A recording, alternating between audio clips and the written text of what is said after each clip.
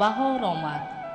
بهاری پرسخاوت زندگانی و طبیعت را روح و روانی نو عطا می نماید. بابای دهقان به اطراف نگریسته امید می بندد به فیض و برکت دسترخوان، رزق و روزی فرزندان. شکر می گوید با تحمل، اندیشه و اخلاص، نیتی پاک و آرزوها.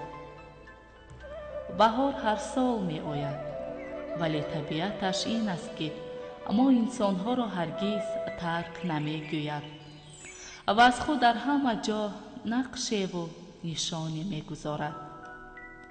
در پیراهن اطلس گلدختران، طاقه زردوزی و تور حریر نوعروسان، درز و سوزنی های چیوران، نقش و نگار سحرانگیز صورتگران به جلو می آید. ای آدمان، بهار فرا آمده است.